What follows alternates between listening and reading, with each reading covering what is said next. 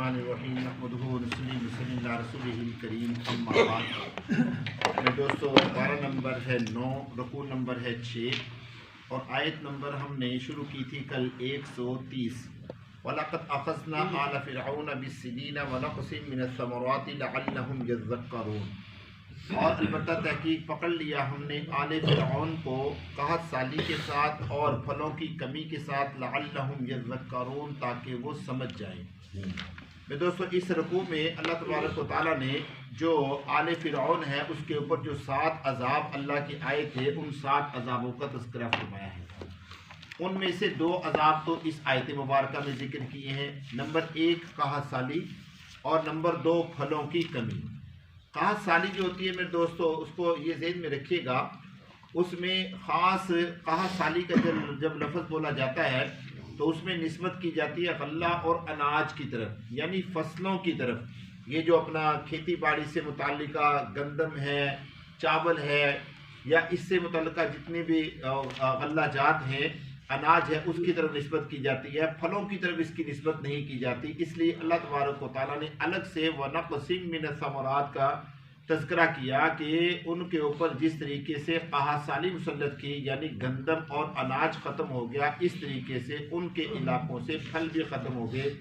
अल्लाह तबारक व तआला ने मुकम्मल तौर पे कहत साली ऐसी दी कि फल भी ख़त्म हो गए, गंदम और अनाज गल्ला भी सब कुछ क्या हो गया, ख़त्म हो गया, हत्ता कि ज़मीन से सब्जियां तक भी उगना बंद हो गई। इतना सख्त शदीद अजाब उनके ऊपर आया। मकसद क्या था? लअल्लहुम यज़क्करून, ताकि वो नसीहत हासिल करें, ताकि वो समझ जाएं, ताकि इस बात को याद करें कि कोई ज़ात है। वो लोग तो ये समझ रहे थे कि फ़िरऔन के अलावा वहाँ को और कोई ज़ात है ही नहीं, बस फ़िरऔन ही हमारा रब है, फ़िरऔन ही हमारा खुदा है, बस वो यही समझ रहे थे।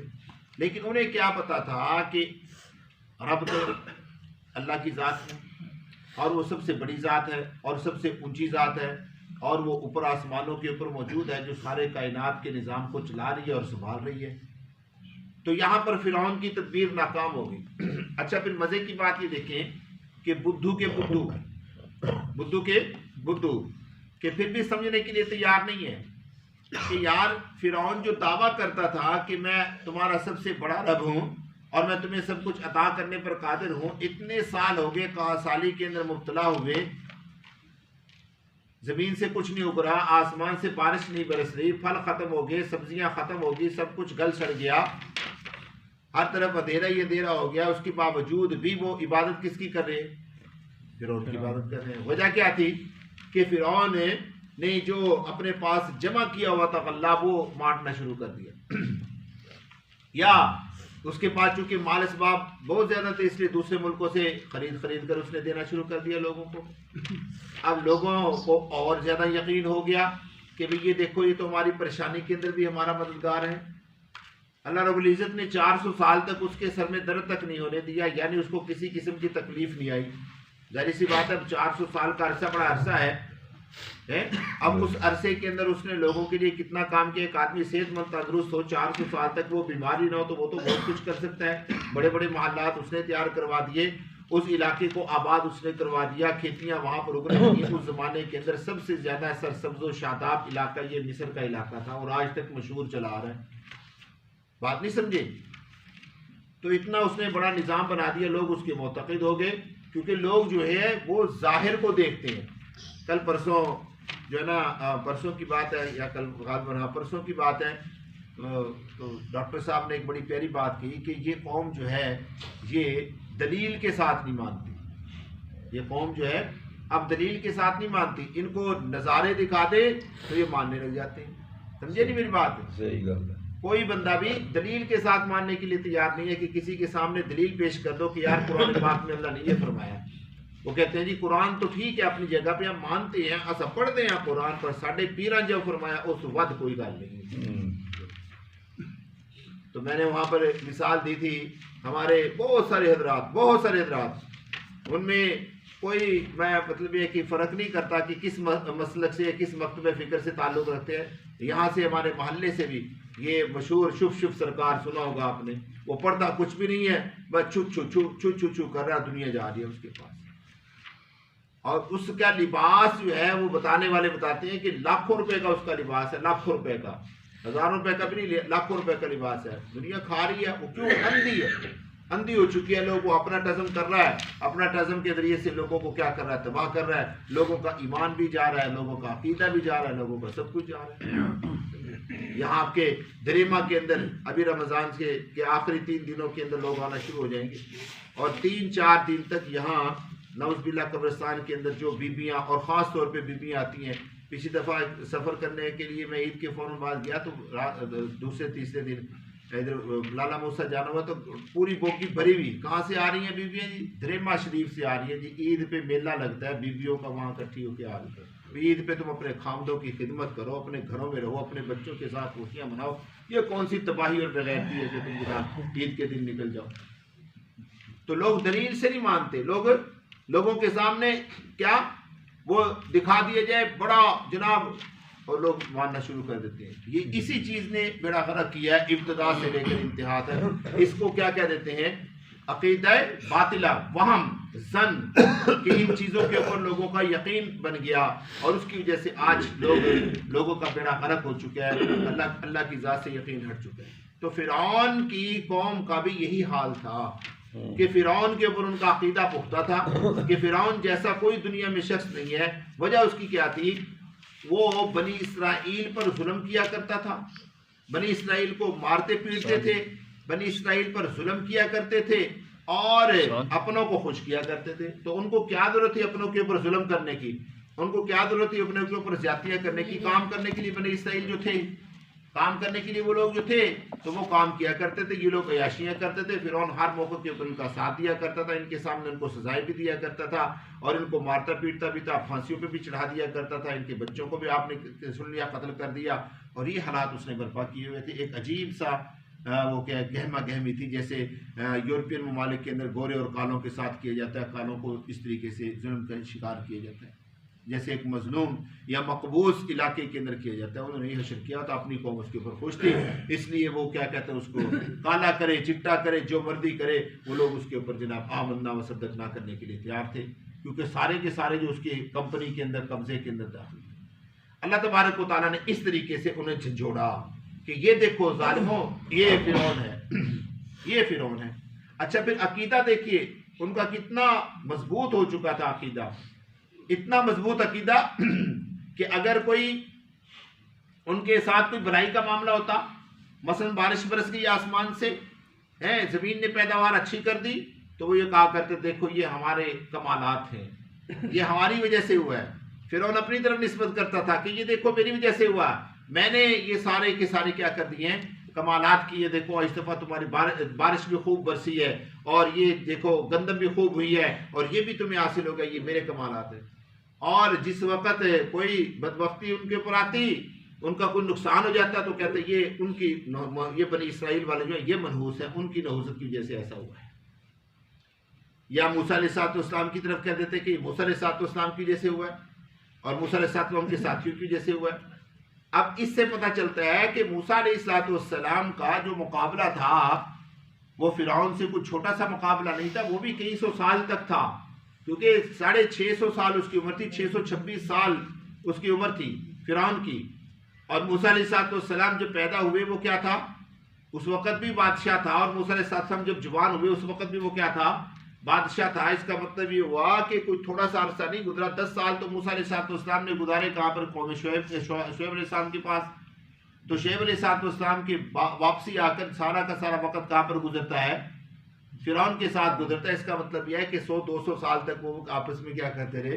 مقابلہ بازیاں ہوتی رہی، اور وہ ایک ہی بات کہا کرتے تھے. اب میں نے کہا نا عقیدہ دیکھیں کتنا مضبوط کر دیا تھا کہ ان کے ذہنوں کے اندر یہ بات ڈال دی تھی کہ اگر کوئی مصیبت آتی ہے، آزمائش آتی ہے، تو وہ موسیٰ کی نحوست ہے، موسیٰ کی قوم کی نحوست ہے.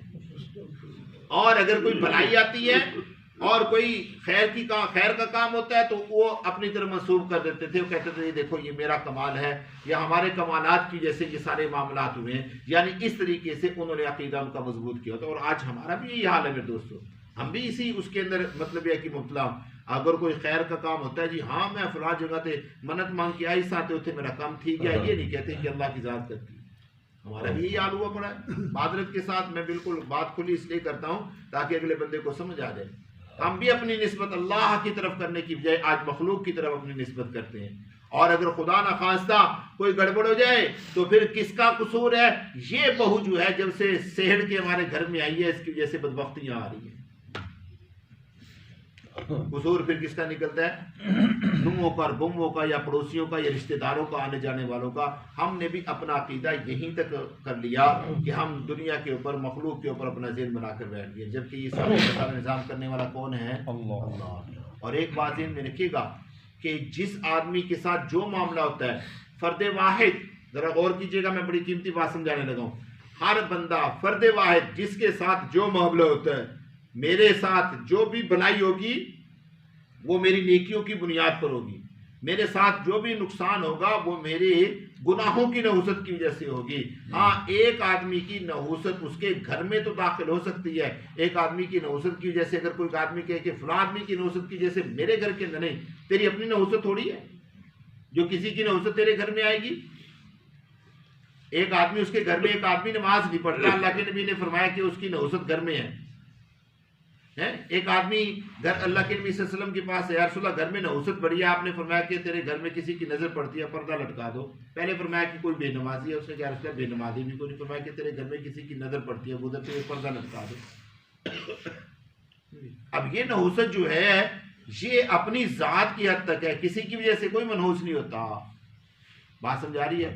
اب ذرا دیکھیے ترجمہ. اللہ تبارک تعالیٰ کیا ارشاد فرماتے ہیں؟ فَإِذَا جَاءَتْهُمُ الْحَسَنَةُ، پس جب آتی ان کے پاس کوئی بھلائی تو وہ کہتے لنا هَذِهِ، یہ ہماری وجہ سے ہے، یا ہمیں ملی ہے، یا ہمارے لیے ہے. وَإِن تُصِبْهُمْ سَيِّئَةٌ، اور اگر ان کو پہنچتی کوئی مصیبت، کوئی پریشانی، يَطَّيَّرُوا بِمُوسَىٰ، تو وہ منحوس کہہ دیتے اس کو موسیٰ کی وجہ سے، وَمَن مَّعَهُ، اور ان لوگوں کی وجہ سے جو موسیٰ علیہ السلام کے ساتھ تھے. اللہ رب العزت نے فیصلہ فرما دیا، الا انما طائرهم، سن لو سوائے اس کے نہیں کہ ان کی نحوست اللہ کی طرف سے آتی ہے. کس کی طرف سے آتی ہے؟ اللہ کی طرف سے آتی ہے. کیوں آتی ہے ان کی نحوست؟ ان کے اپنے اعمال اور کردار کی وجہ سے. قالوا طائرکم معکم، پڑھا کہیں پر آپ نے یہ لفظ؟ یاد کریں تھوڑا سا. قالوا طائرکم معکم، کہاں ملا؟ سورہ یاسین میں. اللہ فرماتے ہیں کہ ان کو کہہ دو کہ تمہاری نحوست تمہاری وجہ سے ہے.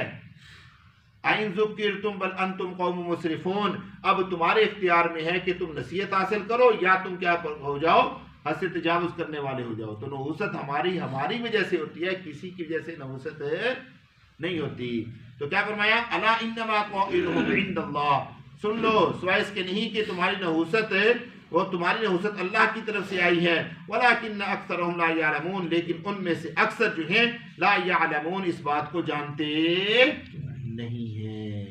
میرے دوستو، جب حضرت موسیٰ علیہ السلام نے ان کو یہ جواب دیا تو انہوں نے پھر موسیٰ علیہ السلام کو تھوڑا سا کیا کہتے ہیں اس کو، جیسے کہتے ہیں نا جی، جھگڑا کیا. وقالوا مهما تأتینا به من آیۃ لتسحرنا بها فما نحن لك بمؤمنین. انہوں نے موسیٰ علیہ السلام سے کہا کہ تم ہمارے پاس آیا ہے اور ہمارے پاس ایسی آیتیں اور ایسی نشانیاں لے کر آیا تاکہ اس کے ذریعے سے تمہارے اوپر جادو کرے، تو تاکہ تو ان کے ذریعے سے ہمارے اوپر کیا کرے؟ جادو کرے. فما نحن لک بمؤمنین، ہم تیری بات کو مانیں گے نہیں. اب یہ بات دیکھیے، قوم نے کہا کہ تو یہ جو ہمارے سامنے نشانیاں لے کر آیا نا، ابھی تورات نہیں ملی تھی موسیٰ علیہ السلام کو، تورات ملی ہے بعد میں. پہلے جو نشانیاں تھی کیا کہتے اس کو، عصائے موسیٰ اور ید بیضا، یہ دو ہی تو نشانیاں تھی حضرت موسیٰ علیہ السلام کے پاس. یا وہ دو عذاب قحط سالی والا مسئلہ بن گیا اور ان کے پھلوں کی کمی آگی. آگے اللہ رب العزت نے ان کے عذابوں کا مزید تذکرہ کیا تو انہوں نے آگے سے کہنا شروع کر دیا تو یہ کر رہا نا، جو اس لیے کر رہا ہے کہ ہمارے اوپر کیا کر دے؟ جادو کر دے. حضرت عمر فاروق رضی اللہ تعالیٰ عنہ کا واقعہ مجھے یاد آ گیا. حضرت عمر فرماتے ہیں کہ میں نے یہ واقعہ کئی مرتبہ جمعے پہ بھی سنایا.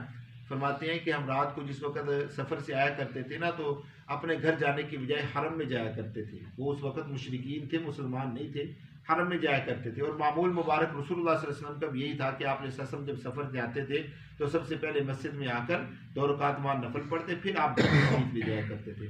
اور جب سفر پہ جایا کرتے تھے تو مسجد میں آ کر نفل پڑھ کے پھر آپ سفر پہ جایا کرتے تھے. یہ معمول مبارک تھا.